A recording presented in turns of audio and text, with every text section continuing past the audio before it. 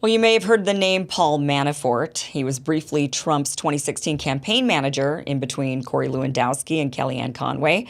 He was heavily investigated during the attempt to connect the Trump campaign to Putin, including having his home raided by the FBI in an attempt to find documents pertaining to Russian meddling. In October of 2017, Manafort was charged with conspiracy against the United States, money laundering, failing to file reports of foreign bank and financial accounts, acting as an unregistered agent of a foreign principal, making false and misleading statements, and making false statements. He served 2 years in prison, much of which was in solitary confinement before Trump pardoned him. Paul has a long political career, working as a political consultant, lobbyist, and lawyer, who worked on several high-profile political campaigns, including those of Ronald Reagan, George Bush Sr., and Bob Dole, before working for Donald Trump. But Paul also worked extensively with foreign governments, sometimes being accused of consulting dictators in Zaire, the Philippines, and a warlord in Angola. But where things get interesting is in Ukraine. In 2004, Manafort was hired by Russian oligarch Oleg Deripaska. Now, that name might sound familiar. It's currently all over the news, tied to former FBI head of counterintelligence Charles McGonigal.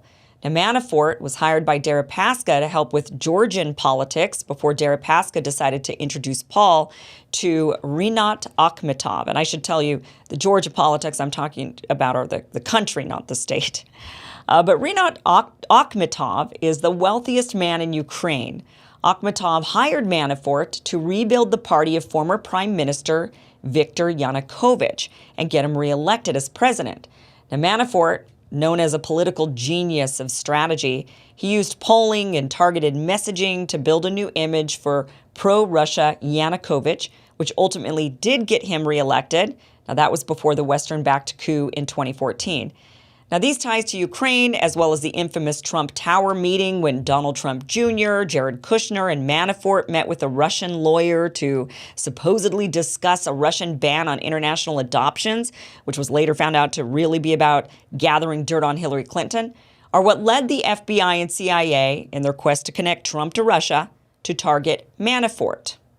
Paul Manafort is with us now to tell us his side of the story. He has recently released his book, Political Prisoner, was pardoned by Donald Trump. Paul, welcome to the show. Thank you so much for being here. It's good to be with you, Kim. Well, we've heard a lot about you in the news over the years, and really linking you. Really, they painted the picture in liberal mainstream media that you were the guy who was linking the Trump campaign to the Russians. They were convinced that Trump won because of Vladimir Putin somehow helping him, and somehow you were the link that connected them to this. And then they went after you, ultimately did not get you for any sort of Russian collusion. So tell us what happened from your perspective. Well, it was a surreal story, and I lay it all out in my book. But basically, and because I wrote the book in the last year, we've got a lot of the benefit of the facts that the special counsel brought, who was looking at the Russian collusion, and not the Mueller, but the John Durham one. And in John Durham's various cases that he brought, even though the convictions were few, he got a lot of evidence on the record in the trials. And what we now know about what really happened was that in early July of 2016, Hillary Clinton told her campaign manager, Robbie Mooks, to go with a fake story to deflect what they were worried about was going to be coverage of her server issue, and to put up the fake story that the Trump campaign was colluding with Vladimir Putin. Mooks admitted under oath they knew it was a fake story. But they went with it in July of 2016. And right after that, we know also from Durham's investigation, from John Brennan, the CIA director's own notes, that he went and briefed Obama at the White House, President Obama, and told him what Clinton was going to be doing and told him it was a false narrative. Yet a couple weeks later, at the end of July, Peter Strzok and the FBI started Crossfire Hurricane investigation, which was the base on which they effectively started collaborating with Christopher Steele, who was working with the Clinton campaign, being paid by Fusion GPS, and hired actually Russians, including Ivan Devchenko, to go to Russia and get fake news, or basically whatever they could, evidence on Trump, myself, Carter Page, Michael Flynn, and they got nothing. But that didn't stop him. Steele then just wrote the famous Steele dossier, which made up a bunch of lies, which Andrew McCabe, the deputy director of the FBI, admitted was the foundation for which the FBI did the FISA investigations and got the surveillance on Carter Page and on the Trump campaign. So the whole narrative of Russia's collusion was fake from the beginning. We now know the facts of it all, and it was based upon which to try and first deny Donald Trump the presidency, and then to destroy his presidency after he had won the election. I was caught up in that because I was involved in Ukraine for 10 years, ironically working for the government to have them become part of Europe. So my enemy in my efforts of what I was doing in Ukraine was Vladimir Putin. Yet all the 10 years of history of me working to get Ukraine to become part of the European community was ignored by the mainstream media and the Twitter universe. And just because I was working in that part of the world, they said Paul Manafort was working for Russia. And the hook besides Ukraine that they used was I had done work in the early 2000s for a Russian oligarch, Oleg Deripaska, who my work was not in Russia. My work was working with him in countries around Africa, basically, and the Caucasus, where he was doing business and needed my help working in those countries. Ironically, the FBI agent who led the investigation on me, working with Mueller, Charles McDonough, was working as a double agent for Deripaska, feeding fake information into the system. So the Russian spy was not Paul Manafort, but it was the FBI agent who was head of counterintelligence in New York that was in charge of the investigation of the Russian hoax. I mean, these stories sound like fiction, but in fact, they're the reality. And all that's now news, which is why it's no longer in the news, because the media doesn't want to cover the fact that Trump was innocent, Manafort was innocent, Flynn was innocent, but Clinton was not innocent. Obama knew that Clinton was not innocent. The FBI was not innocent. But they don't want those facts anymore. So we've moved on. Yeah, I mean, they certainly tried for a very long time to connect the Trump campaign to Russians in some way, to paint the picture that he somehow got elected because of the Russians. And ultimately, when all of you were gone after and charged and even convicted, later pardoned, it wasn't for those crimes. What did they end up going after you for? Yeah, they brought 32 charges against me, 32. They said I had lied on my bank application for a loan because my daughter, who was living in a property I bought, when she moved out of the property to California, rented it tried to rent it on Airbnb. And since I said that this was for private residence, the Airbnb rental attempt was fraud, and that I had defrauded the bank. Now, mind you, the banks never brought any fraud charges. The banks were very happy. My loans were all performing. Nothing I was charged with or convicted of were the banks part of the case on. This was Andrew Weissman and Robert Mueller creating fictions to come after me. The FARA charges they brought against me, I actually had resolved with the FARA unit before Mueller was even appointed. I disagreed that I had to file, but without getting into the details here, it's all in the book. I worked out with the FARA unit a limited filing, and I filed. Mueller, when he was appointed Weissman. Weissman called the head of that office up, said, "What's the story with the Manafort FARA issues, which were driven by fake news that was put out in July of 2016. And she said, "Oh, we've resolved the matter. There is no issue." He says, "Well, I'm unresolving it. I'm not agreeing to what you've agreed to, and I want to bring charges against him." And then he proceeded to bring charges. So the unit that was responsible for managing foreign registrations, it was fine with what I was doing and reached an agreement with me. But Andrew Mueller, who needed to pressure me to give him Donald Trump, threw that out and came after me anyhow. Yeah. So I want to go to your connections with Ukraine because this is just where it gets really interesting. You know, they really seem to go after you for your connections with Ukraine. You'd been working with Oleg Deripaska, who, like you mentioned, is now in the news again because of Charles McGonigal, and now people are saying that. Now, what I'm seeing in the news, by the way, is that because he was found to have been working for the Russian oligarch, they're almost calling into question his investigation, saying, well, you know, maybe these investigations were not exactly they're looking into their investigations almost against you again, saying that, well, then he was biased or he was covering things up. And so maybe this created holes in the investigations. And now we got to almost like they're wanting to reopen this can of worms again for how many years we've been doing this, trying to connect Trump to Russia. The case is concluded. It can't be reopened. But the issue was that he was putting false information in about me, claiming Russian collusion, not being innocent of Russian collusion. But right. But the point of it all is the Ukraine connection is an interesting connection. And again, we know this because of time. We know that in 2015, before Trump was even a candidate for president, before I was ever thinking of being for Donald Trump, the Obama White House was nervous about Hunter Biden's activities in Ukraine, activities that we now know of, with Burisma and others. And they had met with Joe Biden, and the White House was now concerned that some of this was going to spill back on them. So there was a meeting in December of 2015 of political White House, including Obama's chief of staff, and including some people who worked at the DNC. And they were tasked with going to Ukraine to see if they could find any dirt on Paul Manafort.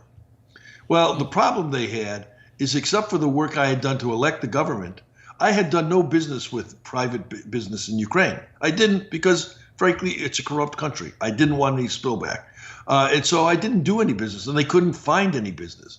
And so the deflection that they were looking for to protect Hunter Biden / Joe Biden / Barack Obama, they couldn't find. But that became the foundation for when in 2016, Mook came up with this fake Russian connection. They just plugged back into Ukraine and just made up stuff that they could use to support the Russian narrative that they were trying to promote. So, yes, there was a connection. There was a Biden connection.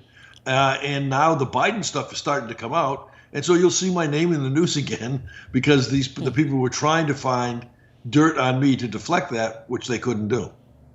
I'm just curious, what is with Ukraine? Why is everything always just going back to Ukraine? I mean, with you, it was the entire investigation surrounded you and Ukraine. Then, of course, we see Donald Trump's first impeachment. What was that about? Ukraine.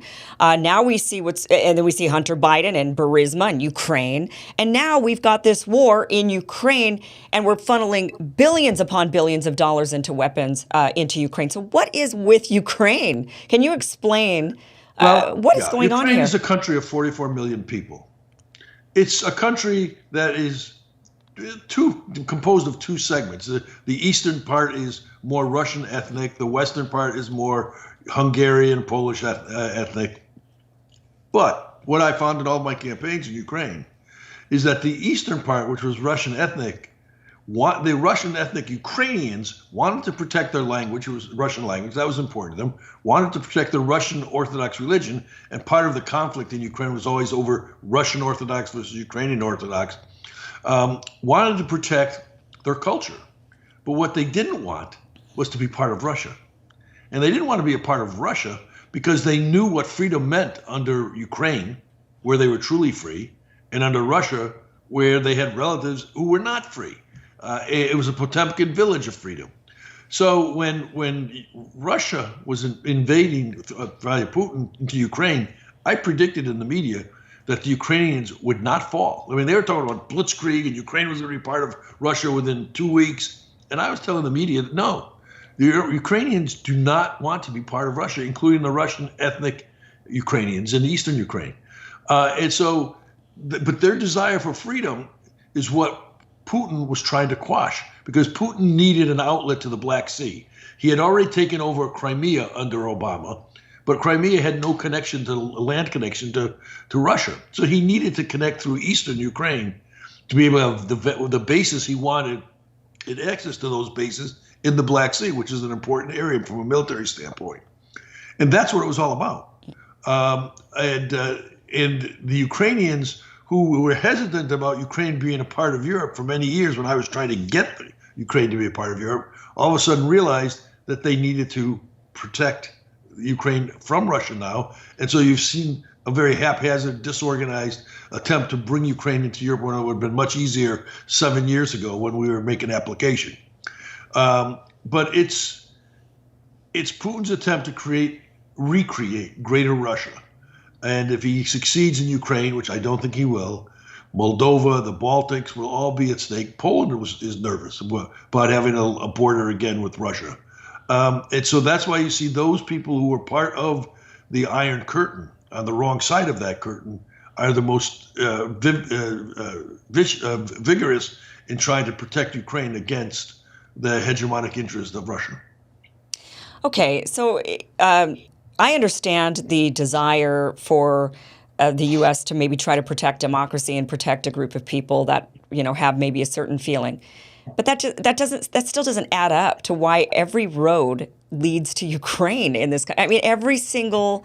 Is there just a ton of money invested in Ukraine? Is it because it's a corrupt country, it's easy to make even more money in Ukraine? Is it going to become a colony of the United States? I mean, what in the world? Well, it's more European oriented than U.S. oriented. It's the breadbasket of Europe. I mean, it is our Midwest breadbasket that supplies the world with wheat and grain. The Ukraine supplies to Europe. It's an industrial heartland, aluminum, special minerals. Part of the sourcing of manufacturing into Europe is in eastern Ukraine. So it has very definitely some important economic connections to Europe. And that connection to Europe triggers NATO, which triggers the US. When I was getting involved, I drew a distinction between having Ukraine be a part of Europe and Ukraine being a part of NATO, because I knew, and most people who studied it would know, that it was NATO that Putin feared. And it was NATO connection that Putin would vigorously oppose. So when Obama started talking about, when President Biden started talking about bringing Ukraine into NATO in his first year in the presidency in 2021, that's what triggered the preparation by Putin to ultimately invade Ukraine. It was a big blunder by the Biden administration. It should never have happened. The Europeans were not happy about it, and the mess we have today draws to that. The bigger mistake, though, was in 2014, when Europe and Obama let Crimea just be taken, just as if it didn't matter. And by not pushing back at that point in time, it set the foundation for Putin's hegemonic interests. And that was a mistake. And Putin mistakenly thought that he could do the same thing with the rest of Ukraine's landmass that he did in Crimea. You don't think that the bigger mistake was ousting, the coup against the one that you were working for, Yanukovych? Yeah, I mean, that was the biggest. I mean, there's people who say, well, that wasn't a coup attempt. It was a coup attempt. It was a coup. And back then, I mean, the whole trigger of it was Ukraine was moving towards becoming a part of the European community, as I said. The country was supposed to sign a trade agreement, which was going to trigger the first steps in integrating Ukraine into Europe. When Putin finally realized that Yanukovych, the president of Ukraine, was going to sign that agreement, which Yanukovych was very publicly saying he was going to do, Putin put out, the week of the signing, put out a warning to Yanukovych that if he signed that agreement, that moment, all trade with Ukraine and Russia and its satellites would cease, which was about 70% of Ukraine's trade. Yanukovych couldn't accept a trade embargo of that magnitude, because also in the agreement he was signing was a bunch of subsidies that protected Ukrainian industry from Europe were being removed. Trade barriers were coming down, and the subsidies were coming away, and the open market was going to flood Ukraine with European products at the very same time that Putin was going to be imposing this trade deficit. So we said to Barroso, President Barroso of the European Union, we said, look, we need a subsidy to transition Ukraine during the first 2 years of this trade agreement. $3 billion. Ukraine was corrupt. I understand that. Europe said, well, we can't trust that the money will be spent that way. We said, look, put your strings on it. Monitor. There are ways you can do this. It'll protect and allow Yanukovych to sign the agreement. He said no. So what did Yanukovych do? He said, I can't sign the agreement now. I have to work out the trade issue. I will work it out, and then I will sign it. Well, that got lost, and that was the trigger for, shall we say, certain Western interest to bring his government down. So instead of $3 billion to bring subsidy for Yanukovych to sign that agreement, we're spending hundreds of billion dollars today in fighting a war because they brought down our government, that duly elected, constitutionally elected government of Ukraine, and wouldn't give a $3 billion subsidy. That's the reason we have this mess today. So the West created the mess in 2014. Right. Do you believe it was a coup or it was a spontaneous uprising? They still could have done the subsidy, in which case there wouldn't have been a spontaneous uprising. And that gets lost in the facts.